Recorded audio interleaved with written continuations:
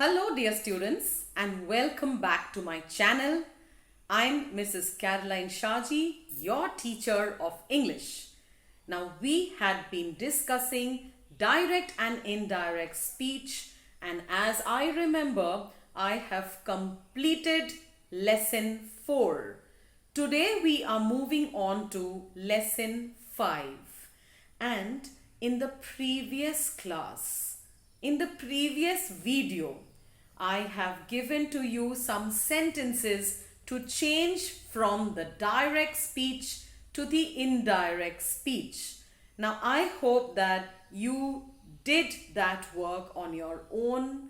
You tried to solve the sentences on your own, and let's look at what the answers would be. So, I'm taking my book here, and the first sentence that I gave you in the previous video was, Avani said, "Mother cooks delicious food on Sunday." Avani said, "Mother cooks delicious food on Sunday." How is this sentence going to change into the indirect speech? Avani said that mother cooked food. The cooks will change into cooked. Avani said that mother cooked delicious food on Sundays. Now let's take the next sentence. John said he understands English. John said he understands English. John was talking about somebody else. So that he is going to remain as he, but the word understands, as you know, is going to change into understood. Therefore, the answer is very simple. The answer is John said that he understood English. Right? Now let's move to the next sentence. The next sentence was, the teacher said it mixes the sand and the water. The teacher said that, that's going to be the answer. The teacher said that it, now the word mixes is going to change to the past tense. When the simple present tense changes to the simple past tense, it's going to change like this. The teacher said that it mixed the sand and the water. Now the fourth sentence. She said, "I enjoy playing the piano." She said, "I enjoy playing the piano." So the answer will be, she said that she enjoyed playing the piano. And the final one, Nazim said, "She tries very hard." Nazim said, "She tries very hard." So the answer, Nazim said that she tried very hard. So tries changes into tried, but she remains as she because we were talking about someone else. So that is the end of the exercise and the discussion of the answers. Now let's move on to the next bit. So this is lesson 5. And we are today going to talk about how the present continuous tense changes into the past continuous tense when we change a sentence from direct to indirect speech. Now please keep in mind, on the previous occasions I might have spoken about interrogative sentences, exclamatory sentences, and also imperatives. But I am not coming to those right now, because if I do it right now, you might be confused. So today we are only going to talk about a simple sentence, and in that simple sentence how the changes happen. So let me give you an example. The example is Rita said, I am going home.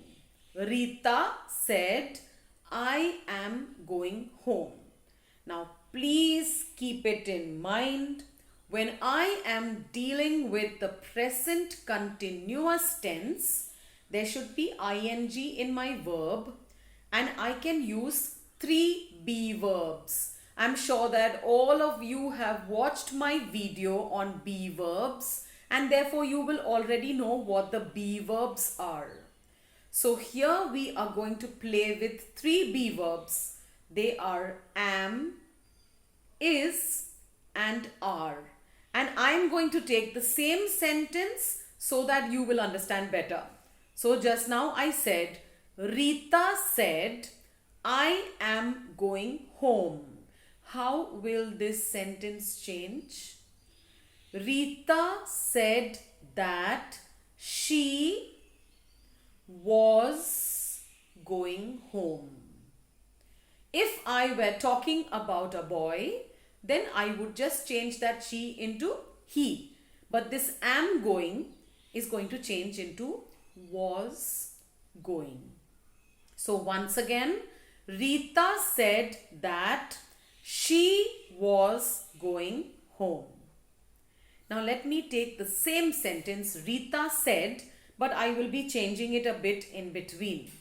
So the next example is, Rita said,